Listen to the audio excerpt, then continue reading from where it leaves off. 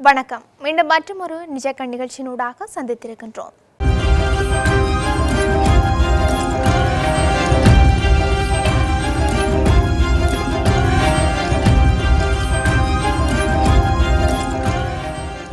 சுமார் 10 ஆண்டுகளுக்கு பிறகு இன்று ஸ்ரீலங்கா பொதுஜன பெரமுனவின் தேசிய அமைப்பாளரும் நாடாளுமன்ற உறுப்பினருமான நாம ராஜபக்ச கொழும்பு டார்லி வீதியில் அமைந்துள்ள ஸ்ரீலங்கா சுதந்திர கட்சி தலைமையகத்துக்கு விஜயம் மேற்கொண்டிருந்தார்.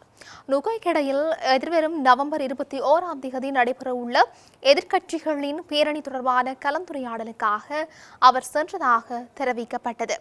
தற்போதைய அரசாங்கத்தின் நடவடிக்கைகளுக்கு எதிர்ப்பு தெரிவித்து ஒழுங்கு செய்யப்படும் இந்த பேரணிக்கான திட்டங்களை ஒருங்கிணைக்கும் நோக்குடன் நடைபெற்ற இந்த சந்திப்பில் முன்னாள் அமைச்சர் நிமல் ஸ்ரீபாலடி சில்வா மற்றும் பல சிரேஷ்ட உறுப்பினர்கள் உட்பட இரு கட்சிகளின் பிரதிநிதிகளும் பங்கேற்றனர்.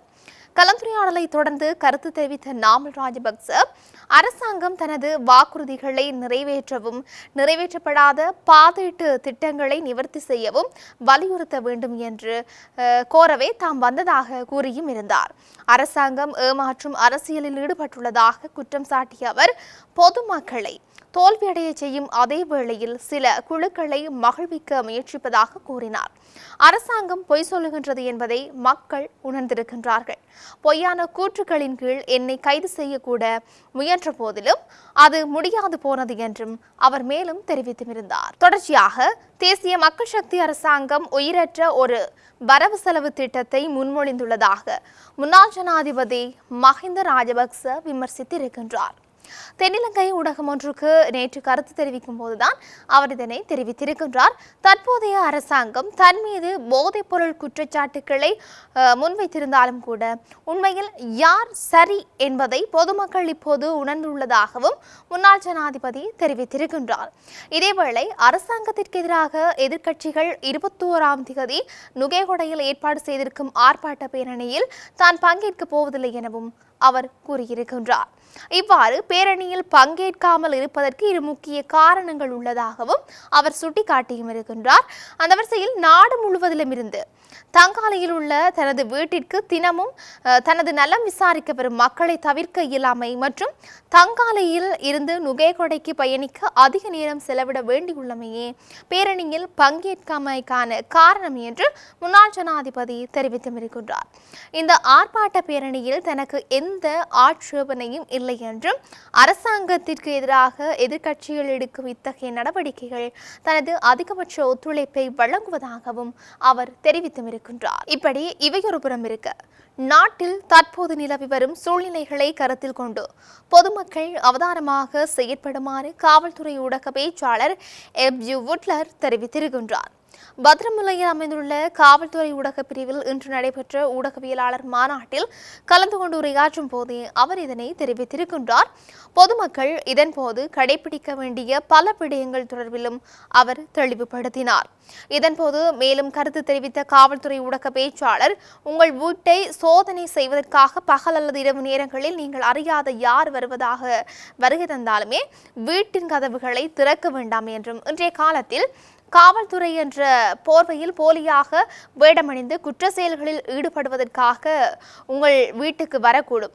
அப்போது உங்கள் பிரதேச காவல் நிலையத்தின் தொலைபேசி எண் அல்லது பொறுப்பதிகாரியின் தொலைபேசிக்கு அறிய தரவும் அல்லது அவர்களின் அடையாளத்தை உறுதிப்படுத்திக் கொள்ளவும் என்றும் அவ்வாறு காவல்துறை அதிகாரிகளுக்கும் காவல்துறை அடையாள அட்டை வழங்கப்பட்டுள்ளது என்றும் தெரிவித்திருந்தார். அதன் மூலம் நீங்கள் அவர்களின் அடையாளத்தை உறுதிப்படுத்திக் கொள்ளலாம் என்றும் தெரிவித்திருக்கின்றார். இந்த ஆண்டில் இதுவரையில் ஹெரோயின் 1493 கிலோகிராம், கஞ்சா 15,500 கிலோகிராம், கோகேன் 32 கிலோகிராம், ஹஜிஸ் 604 கிலோகிராம், ஐஸ் 2,554 கிலோகிராம், 4 லட்சத்திற்கும் மேற்பட்ட போதை மாத்திரைகளும் கைப்பற்றப்பட்டும் இருக்கின்றன. முழு நாடுமே ஒன்றாக வேலை திட்டத்தில் ஒரு வாரத்தினுள் ஹெரோயின் 108 கிலோகிராம், கஞ்சா 388 கிலோகிராம், ஹஜிஸ் 25 kilogram, ice 268 kilogram, kush 4 kilogram மற்றும் போதை மாத்திரைகள் 4,400 13,490 சந்தேக நபர்கள் கைது செய்யப்பட்டு 299 பேர் தடுத்து வைக்கப்பட்டு விசாரணைகள் நடத்தப்பட்டு வருகின்றன. இந்த நிலைமைகளை கருத்தில் கொண்டு பொதுமக்கள் தங்கள் வாழும் பிரதேசங்களில் சந்தேகத்திற்குரிய நபர்கள் மற்றும் போதைப்பொருள் தொடர்பில் உங்கள் பகுதி காவல் நிலையத்திற்கு அறிய தருமாறு காவல்துறை ஊடக பேச்சாளர் கோரிக்கை விடுத்திருக்கின்றார். தொடர்ச்சியாக மக்கள் வீதிக்கு இறங்கும் நிலைமை வரும் என புதிய ஜனநாயக முன்னணியின் எம்பி சாமர சம்பத் எச்சரிக்கை விடுத்திருக்கின்றார். நாடாளுமன்றத்தில் நேற்று நடைபெற்ற வரவு செலவு திட்ட விவாதத்தில் உரையாற்றும் போது அவர் இந்த விடயத்தை தெரிவித்திருக்கின்றார். அவர் மேலும் தெரிவிக்கையில், கடந்த வரவு செலவு திட்டத்தில் முன்னேற்றமடைந்துள்ள நிறுவனமாக ஸ்ரீலங்கன் விமான சேவை உள்ளது. அதற்காக ரூபாய் 20 மில்லியன் வழங்கப்பட்டது.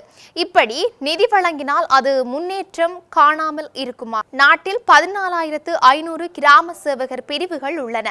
ஸ்ரீலங்கன் விமான சேவைக்கு வழங்கிய பணத்தை பிரித்து பார்த்தால் ஒவ்வொரு கிராம சேவகர் பிரிவுக்கும் ரூபாய் 17 லட்சம் என்ற அடிப்படையில் நிதியை வழங்கியிருக்கலாம். அதேவேளை பிணையின்றி கடன் வழங்குவதாக ஜனாதிபதி கூறியும் இருந்தார். ஆனால் எவருக்காவது பிணையின்றி கடன் கிடைத்துள்ளதா என்று பார்த்தால் அப்படி கிடைக்கவில்லை. மைத்ரிபால சிறிசேன புலனறுவையைச் சேர்ந்தவர். அவர் அந்த மாவட்டத்தை அபிவிருத்தி செய்திருக்கின்றார். அதேபோன்று மஹிந்த ராஜபக்சவும் அம்பாந்தோட்டையை அபிவிருத்தி செய்தார். அத்துடன் கோட்டாபய ராஜபக்ச கொழும்பை அபிவிருத்தி செய்துள்ளார். நீங்கள் நாளுக்கு நாள் பிரச்சனைகளை ஏற்படுத்திக் கொள்ள வேண்டாம்.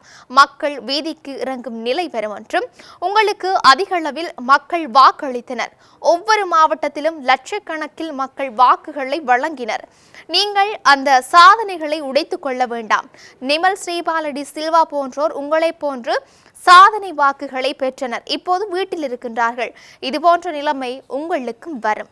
இப்போது நாங்கள் காட்டு செடிகள், நீங்கள் தங்கச் செடிகள். ஆனால் இன்னும் சிறிது காலத்தில் நீங்கள் காட்டுச் செடிகளாகி நாங்கள் தங்கச் செடிகளாகி விடுவோம் என்றும் அவர் சுட்டிக்காட்டியிருந்தார். இவையொரு புறம் இருக்க, முறையான முன்னறிவிப்போ தெரியப்படுத்தலோ இன்றி வீதியில் நிற்பவர்களை சந்திப்பதற்கு நான் தயாரில்லை என்று சுட்டிக்காட்டிய முதல்வர் மதிவதனி, சதிகளின் பின்னணிகள் மூலம் போராட்டத்தில் இறங்கியுள்ள இவர்கள் வேண்டுமானால் தன்னை எழுத்து மூலமான ஆவணத்துடன் நேரடியாக வந்து சந்தித்தால் அது தொடர்பில் பரிசீலிக்கலாம் என்று தெரிவித்திருக்கின்றார். பொறியியலாளரது கட்டுப்பாட்டிலிருந்து தம்மை விடுவித்து பிராந்திய சுகாதார சேவை அதிகாரியின் கீழ் செயற்பட அனுமதிக்குமாறு கோரி யாழ் மாநகர சுகாதார சிற்றூழியர்கள் பணி பகிஷ்கரிப்பு போராட்டம் ஒன்றை இன்றைய தினம் முன்னெடுத்தார்கள். யாழ் மாநகரின் மாதாந்த அமர்வு இன்றைய தினம் இடம்பெற்ற நிலையில் இது தொடர்பில் உறுப்பினர்கள் முதல்வரிடம் கேள்வி எழுப்ப நிலையிலேயே அவர் இவ்வாறு கூறியும் இருக்கின்றார். அனைத்து மாநகர நகர சபைகளினது சுகாதார பகுதிகள் பிராந்திய சுகாதார அதிகாரியின் கீழ் தான் இருந்து வருகின்றது. ஆனால் யாழ் மாநகரின் சுகாதார பிரிவு மட்டும் பொறியியலாளரது கட்டுப்பாட்டில் இருக்கின்றது. அதனால் நாளாந்தம் பல்வேறு நடைமுறை பிரச்சனைகள் உருவாகி வருகின்றது. எனவே இவ்வாறு இருக்கும் நடைமுறையை மாற்றி பிராந்திய சுகாதார அதிகாரியின் கீழ் கொண்டு வரல் வேண்டும். அத்துடன் ஊழியர்களது நிரந்தர நியமனம், இடமாற்றம், உளவு இயந்திர ஒப்பந்தங்கள் மூலம் வகை தெரியப்படும் திண்ம கழிவுகள், பிரித்தாள்கையில் இருக்கும் குழப்பங்கள் உள்ளிட்ட சில நடைமுறை பிரச்சனைகளுக்கு தீர்வு, கண்காணிப்பாளர்களது இடமாற்றம் உள்ளிட்ட விடயங்களை முன்னிறுத்தி ஊழியர்கள் போராட்டம் முன்னெடுத்திருந்தார்கள். இவர்களது பிரச்சனைகளுக்கு தீர்வை வழங்க மாநகர சபை நடவடிக்கை எடுக்க வேண்டும் என்று உறுப்பினர்கள் வலியுறுத்தியும் இருந்தார்கள். இப்படி இருக்க நாட்டில் இன்னும் என்னெல்லாம் நடக்கப் போகின்றது என்று நாங்களும் பொறுத்திருந்து பார்க்கலாம். மீண்டும் மற்றொரு பதிவினூடாக சந்திக்கலாம். வணக்கம்.